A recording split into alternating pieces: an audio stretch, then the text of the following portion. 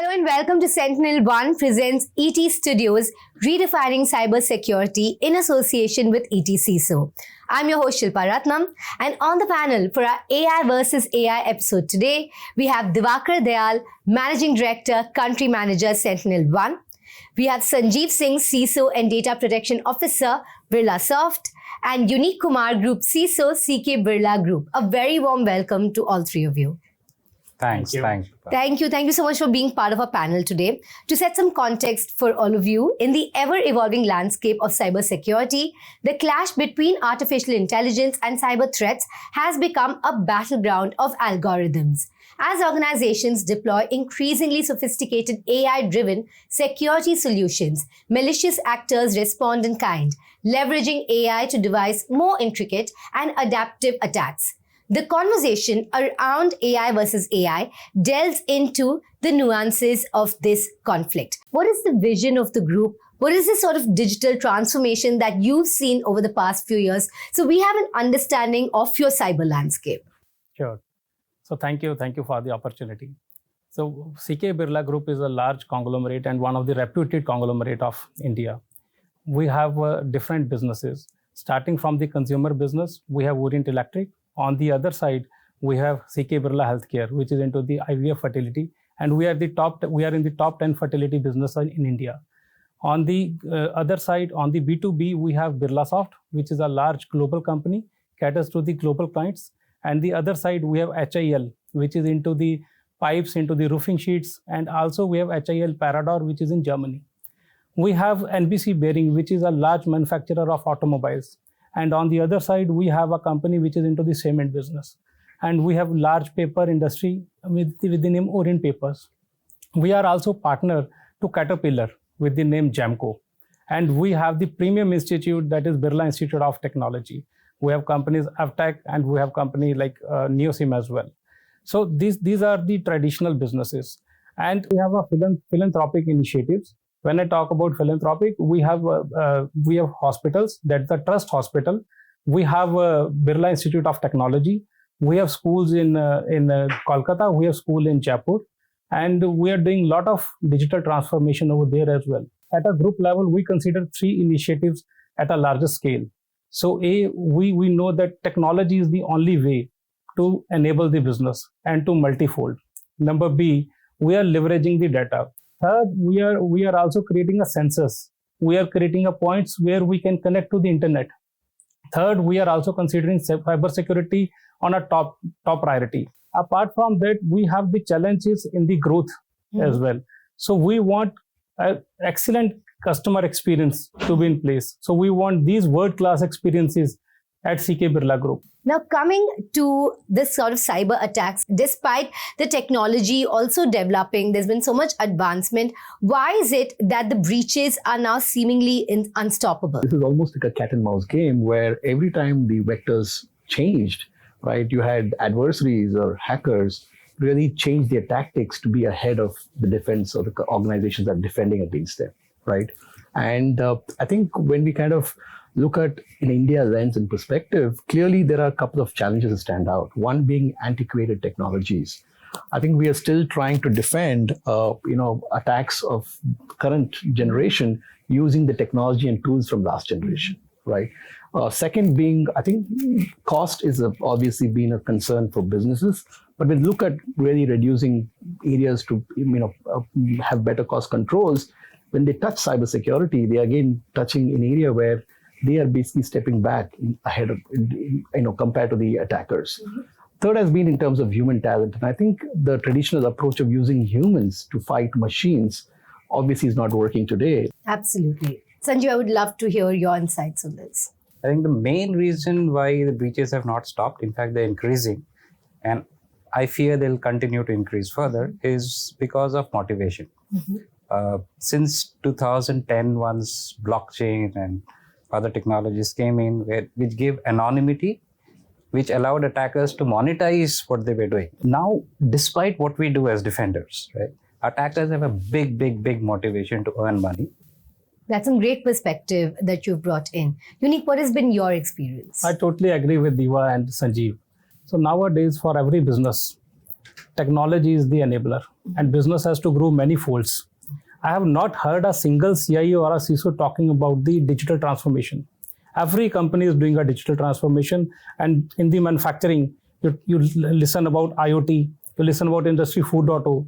When you do these things, then your sensors are getting connected to the internet. And when you are connected to the internet, you are also, the vulnerabilities are also getting exploited. All right? the assets are on. The assets, that is one. Secondly, when you look at the ground level realities, do you have the sufficient people who is managing the show? That is also one of the biggest challenge. Third, it's not a war between the hackers and the defenders. It is a war between AI and AI. Specifically talking about the number of cyber attacks that we've seen, they've grown by 500%. Why do you think that is? The bulk of the attacks, it's not arithmetic, it's geometric progression. Very good question. So there are multiple reasons. One is geopolitical, another is the target-based attack. Third could be the attack and the revenge. So that is one side of the story. Same is happening in the today's world. There are a lot of applications which are getting added to the same infrastructure. People think, okay, let's adjust one more. But have you seen are you ready? Are your basics right? Do you need to scale up? That is not happening. There is tremendous pressure to add more applications every day. There are a lot of silos IT which is happening in the organization. Number two, there are 5.3 billion internet users. Few years ago, it was 2 billion. Are we ready at that stage? I know majority of the companies, majority of the CIOs and CXOs calling me that they had a breach. They don't even have a security team. They don't even have a CISO. How you can think about the digital transformation if you don't have the basics right? So that is the reason, the cyber attacks have increased. So it is very important to put the right control, right people in place if you want to handle this challenge. You're talking about the increase in attacks. This is, of course, in a large way due to AI. But help us understand, how is it that these cyber attackers are leveraging AI to use and come up with all these multitude of attacks? The world has become so interesting on this side of the dark web side is we are seeing mature threat actors release tools, right, that could be basically rented out or purchased by penny hackers, right, who primarily for maybe tools like, as an example, Wolf GPT, right, is available for $300. That could then be, and with a lifetime of license as they claim, which could then be used by these hackers or students, like they said, who are coming out of colleges to make a quick buck because the investments are low, right, and the chances of getting an attack using this AI tools, where they can generate automated spear phishing, campaigns. They can basically get access to database like CVEs, right, integrated into the hacking tool so that they can understand organizations' vulnerabilities. A lot of this is automated. So really the entry barrier for somebody to do some damage, you don't need to be super smart and super intelligent, right? And I think this is where we are seeing AI being used extensively, right, and ahead of even the organizations, because they don't have guardrails. So it's been minimal effort and maximum results for these attackers. And also with added problem of cartelization that we're seeing, no-code applications coming up. How are you combating this as CISOs? Solutions like EDR, XDR, they provide us defenders a chance to have a good visibility into the entire attack chain. Even if somebody comes in, initial access, am I able to stop it before they cause me the real damage, which could be, say, deploying ransomware or exfiltrating my data? If I stop them before that, I still win, right? And that's, I think, as defenders, we have to realize that. Instead of trying to stop them at the gates, realize that they still have a lot of work to do. And it's much easier to detect and stop in post-exploitation phase once they are in, because then for the attackers also, it's a very, very narrow field. And currently AI is not autonomous. It doesn't have that intelligence to get inside an organization, understand the context, craft an attack and do it. That's still humans, right? And they are limited by what they can do. That is where I think today we have the best opportunity to detect and stop them. So keep multiple checkpoints and your checks need to be in place. Yeah, Interesting, sure. point, right? Today, there are threat actors Mhm. in the dark web market who basically are trying to upskill themselves by offering tools, right, which they can sell to his side, to his point, which can evade and bypass the best of EDR technologies, right? So primarily, what the weaponized AI, era is opening up is, helping attacks make it cheaper, right? Make it far more dynamic, right? Make it quickly, right? And most important is make it as easy as just a $30 buy. That's the era that we just started about.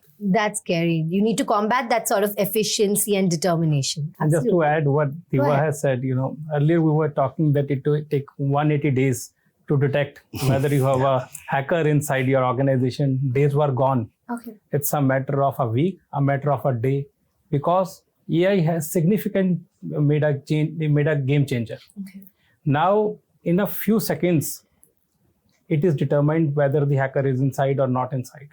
And it is a real game now. It's a real threat, which every organization has to think very thoroughly. All right. So AI is being deployed on the defense side as well. And that is something we will be discussing in detail. Okay, coming to that, when we hear about AI versus AI in cybersecurity battlefield, how ready are organizations today to leverage AI-based tools and technologies to strengthen their cyber defenses or enhance their security posture? Because as we heard, the attackers are definitely leveraging it to great advantage. Today, in my organization, for example, we have built in a lot of use cases, dynamic, risk-based. It says somebody coming in from somewhere which they're not supposed to, or doing something which they are not supposed to, I'm not going to not allow them access to sensitive information unless they reprove that they are really the person whom they are, whether by throwing additional MFA challenge, a more secure MFA challenge, or verifying that the device they're coming in from is official corporate laptop, etc. That is allowing us to create a flexible, user-centric security I would say paradigm, which on one side helps user experience, and on the second side, it helps me protect the environment and secure the company. Okay, so zero trust in practice there, absolutely. Absolutely, right? It's still not AI, Okay. but yes, absolutely, zero trust. Diwakar would love your expert view on this. Yeah, I think, clearly, to his point, I believe AI on the side of the defenders is going to help, basically give us an advantage, right? While the adversaries are obviously using that, leveraging that to, come after us. And, when you look at company like Sentinelone, we pioneered this approach almost 10 years back, right? When we designed the first, EDR agent, where we did not use traditional signatures, right? We used, to his point, machine learning, large LLM models to understand really attacks from the past, but also behavior-based engines to understand attacks that we have not seen before, right? And that kind of gives an advantage in terms of a DNA of a company which has almost a decade now in AI to really lead with this. So as an example, we use a lot of this learning, right, to basically help organizations see badness, right, analyze the badness, right, respond to the badness, and wherever possible, remediate the badness, right? We have patents in terms of, really automated rollbacks from any kind of a ransomware attack, which basically helped, make a big difference in the war against ransomware. We just made sure that we can automate the entire process, right, of prevention, detection, response, and remediation, right? And we believe this battle will obviously take another couple of years. And as we evolve, we will also be investing a lot more in simplifying how organizations can battle these across different vectors. You know, what I heard about Sentinel-1 is that your backups are real time, which means if there's an attack, it's rolled back to the last minute or something. And I think that is something that sets you apart from the rest for sure. Yeah, I think that helped us really differentiate in a very crowded market space where, CISOs and IT leaders have an ability to really help business resilience to be built inside their organization where it's almost automated, right? The power of really able to roll back from ransomware. And I think, these things have helped, us maybe help our organizations get better ahead of the curve when it comes to defending against the adversaries. Just to add to what Diwakar was saying, I think a big shout out to tools like EDRs and XDRs and the fab work that companies like Sentinelone is doing. As the tools mature, as we go along, as defenders, we also have to be very, very tactical in what tool we put where, what from ROI perspective and the value that we derive out on our security investments. Rather than just going and buying everything, we have to be very intelligent in what we pick and choose. Well, the strategies have been very informative, but I would love it if you can help us with some real world examples where AI has helped to defend against a malicious attack or, help to mitigate a AI cyber attack. Right. Sentinelone is an example. We are able to basically roll out our agents, right, in an organization that was recently breached across more than 8,000 endpoints in a matter of 24 hours. For you to do this manually, right, it would take you at least a couple of weeks, right? And it will maybe cost you 3 times as much because, now you're behind the adversary and trying to catch up. So this is where, a platform like Sentinelone, which has been designed to kind of be autonomous in a way that we understand threats, the way we manage ourselves, the agent itself, helps to kind of overcome these barriers of time, costs, and most importantly, manpower. Sanjeev, you could give us an example where you've used AI to successfully ward off a cyber attack. Oh, many, many times, almost on a daily basis. Like I said, modern tools. So we also have deployed an XDR platform for our environment. What it does is, earlier, before we had this platform, there were pockets of information available, say something in email, something on the endpoint, something on the network, something in the cloud, right? Correlating all these individual signals was left to the analyst. Not all analysts are same, right? Some of them are good, some of them are still learning to be good. And so there were chances of them missing out. So maybe the email security saw a phishing mail and alerted. But then what happened after that, that story was unknown and left to the capability of the analyst. But tools like EDRs and XDRs, they are able to create that correlation and story for me. To build a timeline of all the activities that happen across the various environments, from cloud to email to endpoint, network, etc. So suddenly that tough job, 80% work of the analyst is taken care of. That story has been built already. Now they have to understand in the business context how severe it is. Is it right? Is it wrong? How severe it is? Give feedback to the model because again, it's all AI machine learning. The more you train the model and say this is false positive, next time probably it will be slightly better. Next time it will be probably slightly better.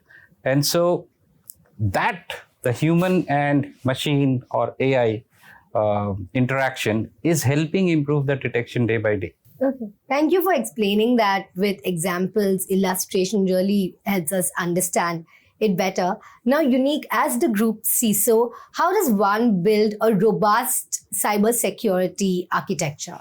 Okay. So let me share the 3 principles. Number 1, cybersecurity is not a trend. It's an evolution which cannot be ignored. Secondly, there is no silver bullet in the cybersecurity. You have to understand the business first. Third, you have to see what is important for you as a business. So this is the evangelism which I bring in the group. So in our group, so cybersecurity or digital cannot be an agenda of individual. As a business strategy is an agenda of a CEO of the company, right? So how cybersecurity or digital become an agenda of individual? So it should be an agenda for the board. So same thing we have done. We educate the board, we educate the CEO of the company and embark this journey together. So number 1. Secondly, it is important to understand the business and we have to align ourselves with the business goals and based on that chalk out the strategy. Well, it needs to be a collaborative process, but that always doesn't happen because when organizations adopt AI, they have this mentality that adoption first and security later. Now, as CISOs, what are your concerns, for example, Sanjeev, around this sort of mentality? With every adoption of new technology, from a security parlance, we are increasing our attack surface or at least changing the attack surface, right? Now, AIs today are data-driven. The more the data, the better the model is, right? Whether we use it for training or even for usage, there's always an input and an output. For AI to work properly, we need to feed in lots and lots of data, right? That means earlier those data that were in silos and were easier to protect, now those data are integrated. That means attackers have that much more opportunity to target, right? If it's a interactive system or a live system. The second thing that I've seen is modern attacks. They have shifted to using more living of the land binaries called lolbits. So they don't go and drop their own malware. So they're not going to bring their LLM or SLM into the target environment, right? They're going to use what is already there. And with AI, we're giving them that inbuilt capability, superhuman capability. If they are able to start leveraging my AI in my environment to attack me, that's a scary world. I don't want to go there, right? So how do we protect it? And this is where I think a discussion should be had as early as possible during the implementation to say, how do I secure my inputs? How do I secure my outputs? How do I secure the process? And then how do I put detection control to identify misuse of these technologies? Absolutely. Right? And to add what Sanjeev has said, earlier were the days when cybersecurity was considered at the last. So the solution was deployed, the AI is deployed, and then people said, okay, let's do a VAPT, a very typical exercise. Yeah. And now, or give me security clearance. Yeah, right? absolutely. So days were gone. Now businesses also understand that whosoever is having the data, that is the king. Good to see that paradigm shift in action in that case. Now, how important are data sovereignty and data residency given the burgeoning geopolitical developments that we're seeing around the world? I think when you look at the headlines and the wars, both in Europe and now in Middle East, right? I think clearly there are few things that are coming out, right? Each country for their own, right? Which primarily means how you store your data, where you store your data, who's governing your data, what are the legal ramifications. All this have become far more pertinent today than say maybe 20 years back, right? Which primarily means, if you're deploying cybersecurity tools and platforms as an example, where everything they're trying to do to protect, every click goes into a foreign shore, right, leaves India, what is really the sensitivity in terms of how the organizations that are complying to Indian government standards, as an example, IT Act, is certain, and various other regulators like RBI, REBIT, and TRI, in terms of protecting the data from an Indian sovereignty point of view. And we believe that, hence for organizations as well as cybersecurity, industry, which are working together to help protect against the adversaries, need to invest in localized data centers to ensure that the customer's data never leaves the Indian shores. Please do come in, Sanjeev. Just to add, so this, I'll take my other hat on, the DPO hat, right? Okay. Because this is, in addition to security, there's a lot of privacy connotations to this question. Because the regulations around data sovereignty is not with security, it's mostly around with privacy, right? And for organizations that are primarily in one geography, it's very, very easy to them, right? Pick and choose vendors who are giving them that capability to store data within their sovereign nation. But organizations that are global, like mine, for example, European data, do I keep it in Europe? Indian data, do I keep it in India? US data, do I keep it in US? And within US, there is not one law. Every state has their own law. So which state do I keep it in? Do I keep Texas data in Texas and California data in California? Then my architecture is going to be so complex. It'll just not work, right? So what we will need, therefore, is to align with our business and security interest and say, all right, can I keep all my data in, say, for example, Europe or India? And then there are some stuff that we have to do. If I keep all my data in India, including European data, I have to do things like transfer impact assessment, DPI, data protection impact assessment, etc., to ensure that I'm covered from all sides, right? But as a consumer, I need that flexibility from the vendors that if I choose a particular geography to store my data in, they should have a data center in that area. And then, like we are trying to be compliant with those regulations, the vendor themselves should also be compliant to those regulations, whether it be GDPR, PIPEDA, the US laws, etc. And now the Indian Data Protection Act. Thankfully, in this law, there is no sovereignty requirement, so that allows us to have some flexibility. Alright. But then, of course, there is stringent requirements from the security controls perspective that we all have to follow. What has been your experience? 137 countries have their own data protection bill. And it is good that in India, we also have a Data Protection Act in place. With that, it will give us a lot of flexibility, but it is very complex as well. How we can deploy, as Sanjeev said, we have global customers. Some require GDPR compliance, some require data to be placed at some other part of the world. So this all ecosystem has to stitch back to back, number one. Number two, with the regulation of the Data Protection Act, it is very important to deploy a DPO. Since the companies which are at large scale, they can afford a DPO, but the companies which cannot, what is the way out for that? So there are complexities, but yes, it is very important. DPO right here. Yeah. Very important indeed. So a question that I'm very excited about, what are the sort of advancements in technology that you see which will help us in cybersecurity in 2024 and in the near future? I was reading an article of Cybersecurity Ventures where they mentioned that cybercrime will increase 15% year on year. And by 2025, it will be a $10 trillion market. We have seen the ChatGPT, which is an extraordinary tool and everyone has adopted. But we also know that there's a risk associated to it as well. Deepfake is something which I'm really worried of. Because with deepfake, it really hurts like an emotional intelligence and doing a phishing attack on a person. So boardrooms will be considering the cybersecurity in their board by 2025 for 100%. Now it is 80% adherence, it will be 100%, number one. Number two, the DPO, the Data Privacy Bill, which has come up, will really take a massive shape. And this is a game changer for us. Sanjeev, what do you perceive? From a defender's perspective, in 2 to 3 years' time, my entire digital attack surface is going to look very, very different. The models that we have today, the knowledge that we have today, are no longer going to be adequate. We think we are good today. We are not prepared for what's coming in the next wave. Because when these small AI models, self-trained or custom-trained exclusive models starts to come in, I'm sure the attackers will start leveraging that.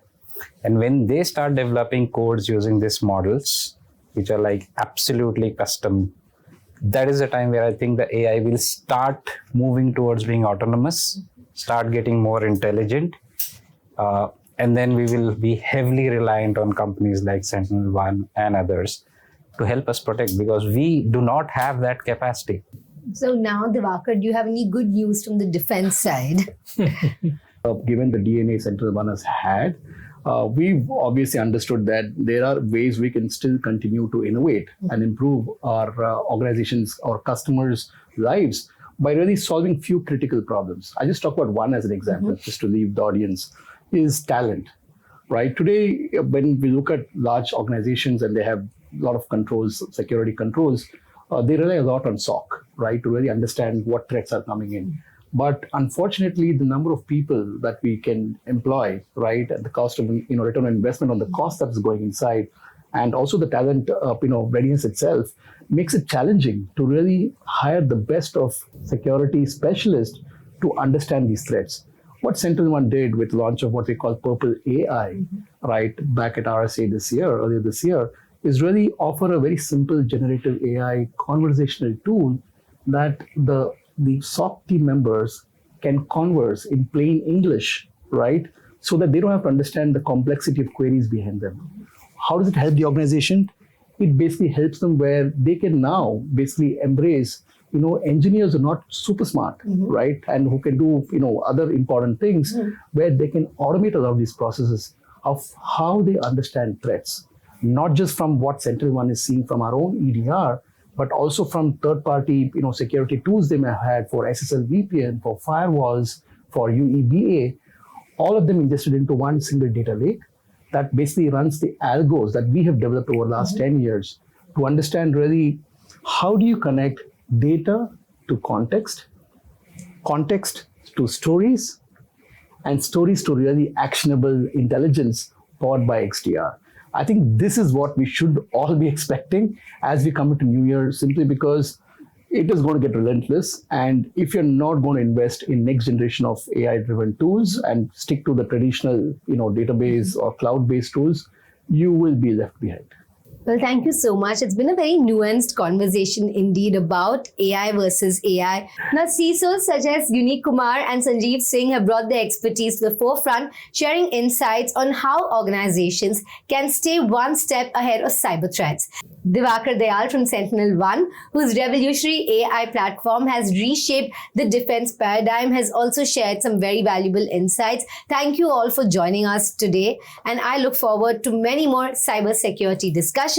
So stay tuned for our future panels.